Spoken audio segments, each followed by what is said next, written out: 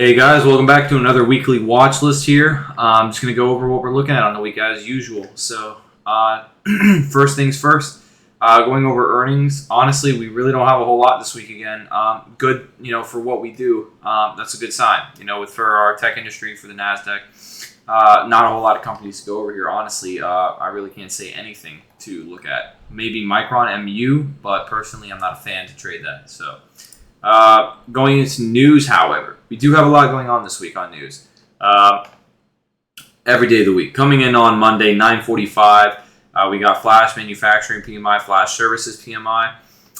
Tuesday, we have at 9 a.m. FOMC member Bowman speaks, HPI, and S&P CS Composite. Coming into Wednesday, we also have news coming here at 9 a.m., 10 a.m.-ish, new home sales, crude oil investors. We have Thursday is going to be a whole bunch of news here, FOMC news and reports and what have you. We're going to be looking at final GDP. We're going to be looking at FOMC member Collins speaks, FOMC member Bowman speaks, Fed chairman, what have you, all the FOMC announcements. Friday, we're going to be having GDP core price index at 8:30 a.m. And then 10 a.m. we're going to have revised consumer sentiments. So this week is going to be pretty insane on news. Thursday is definitely going to be a day, Thursday is definitely going to be a day in which we size down, more than likely, depending on what the market type we get is. If we're going to get continuation moves, are we going to get chop moves?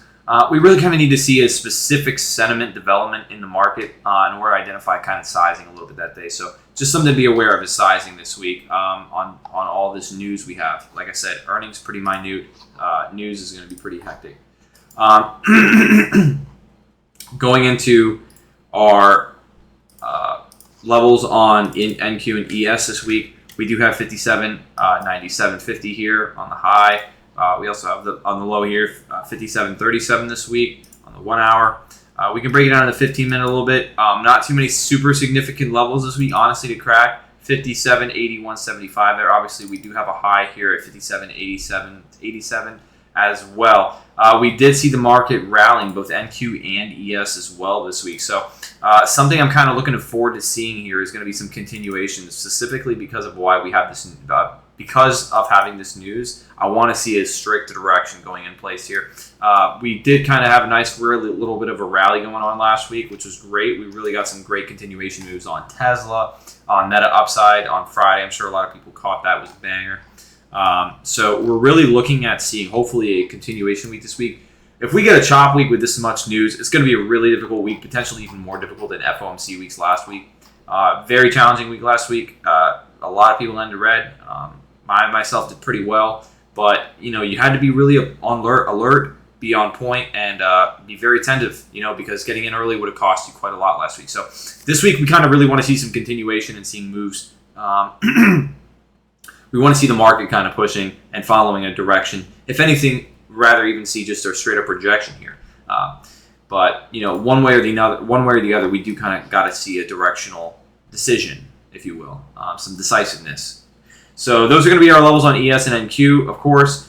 Nothing crazy here. 20,162 and 20,203 on NQ.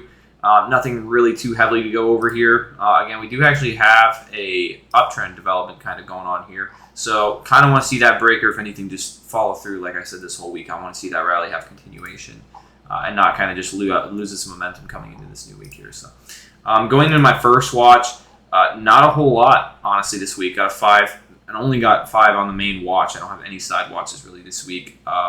Maybe considering Google, AMD side. But looking at Apple, actually, on this double top here, pretty clean. I really like this. We're pretty far out at this point.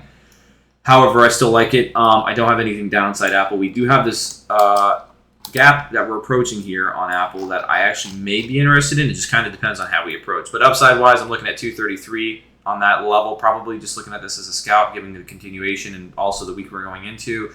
Kind of just got to see how it does. Probably scale out half, 100% at the break. And then I'm going to look and see to identify what the price action does and really what the sentiment is against the market at the given time. Are we strong? Are we weaker? Are we with it? Kind of need to assess the variables in the given moment if I do decide to take this trade. Right, so Apple, that's going to be the trade I'm looking at there. AMD, very similar kind of structure on the actual company, the underlying here. We're looking at a very similar kind of double top structure. We did have a break, however, above the target level here at 160, the psychological key level. 159.25 is going to be where I'm either looking at it or I'm looking to get in. So I may get in at that given area. It just kind of depends on how we approach, and the momentum is going to be a big driving factor. I think along with the market divergence, this company really needs to have divergence if it's going to see follow through with its trades. I've noticed not even just continuation of the said move into a $1, $2 break, but just a straight up break and not just a straight up rejection. We got to see some definite divergence in this market. Very, very concise divergence. You have to identify where it's absolutely stronger or weaker against the market from what I found in my time as a trader. So 160 is going to be my target level. Again, I have a target of 162 where the last week was. Probably not going to be in there personally that long. I'll probably only hold to about 161 max. I'm 100% scaling out half of my position at the break on this, given the kind of way I know that AMD likes to move. So, and it also given the fact that this week looks like it's going to be a pretty nasty week. It doesn't look like anything great when it comes to price action where we're going to hit. But you never know until the day comes, right? So Google, I do kind of have this double, triple top development here. Nothing really insane on this. Honestly, this is going to be probably one of my side watches. Like I said, right next to AMD. Not the cleanest area, but on volume profile here, it does look pretty good, actually. Let me pull that up. So if you can see on volume profile, this is actually a pretty low density volume area here that we're able to kind of, not have a whole lot of price action going on here. So for me, I actually do kind of like this. It's actually a pretty big low point on the overall volume here on the 1 hour for the year mark. So I do like this. It's just kind of going to be one of those things where I got to see some notable divergence. Again, I know I sound like a broken record saying that, but those are the things that I time and time again know are going to give you a follow through and a continuative move. That's not going to stop you out, right? So those are things we're looking at. 65 cents. I got that as my alert because that is a level. I don't have it charted. But that is going to be my level. I'm going to be looking at the break and hold above. Probably going to be playing this really tight given how Google loves to reject. Going to be looking at 80, 90 cent range in that area and then just cast a quick break on this. Honestly, not looking for much continuation. This is kind of a consolidation formation, as you can kind of see here. Bit of an ascending pennant consolidation formation. So it could be a larger continuation move because of that. But I personally, given that it's going from 165 to 166 and you can identify the mass amount of volume density here, I'm going to personally only be looking for a scalp on this, okay? So my two main watches coming in this week, really like these personally. Going to be Meta and Tesla. So starting off with Meta. This has to have divergence. This is going to be just a high, but this is Meta, right? So we're kind of looking at this a little bit different. Not from a biased standpoint. Always want to be very objective. But from a general understanding of how this company loves to break highs, right? So going to be looking at this. If we don't have a really crazy trend kind of development here going on the shorter time frames coming into pre-market tomorrow, really like 565. I know how this company does, though. I know how companies do things over pre-market. To me, this may honestly break pre-market. It probably will, 565. And we'll be looking at the 570 level for an all-time high break there. If that were to be the case, this I may take off open 570, no shot, okay? Because it's just the risk, the unknowing of that area. I'm not even going to play with liquidity. It doesn't matter what size, half, quarter, third. I have no interest in taking it off open at 570. However, 565, this is pretty clean. 564.50, obviously being kind of that level of resistance here at the new current all-time high.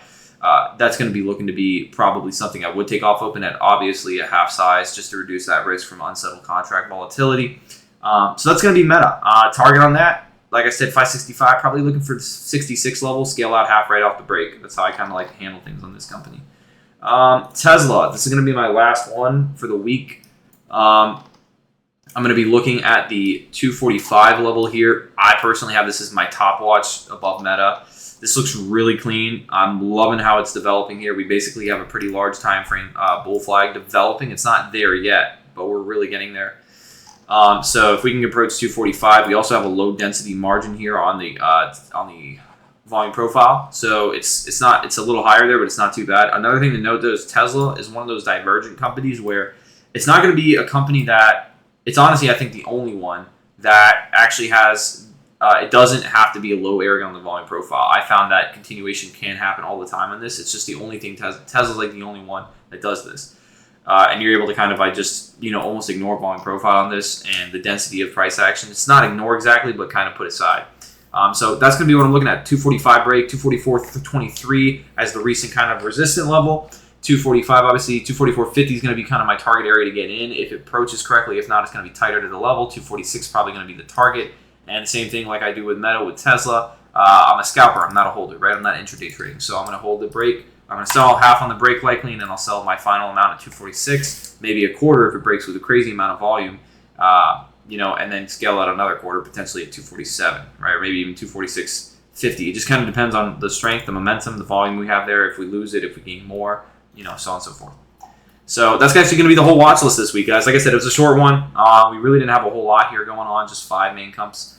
And again, I have like two of those of which are side watches. I really didn't have a whole lot. So coming into this week, let's come at this like professionals and do what we do best. Stay objective, emotionless about our positions, and come at this, like killers and know what we need to do. We need to be snipers. We need to come in here and only take the highest quality setups. Let's not take any small shit stocks.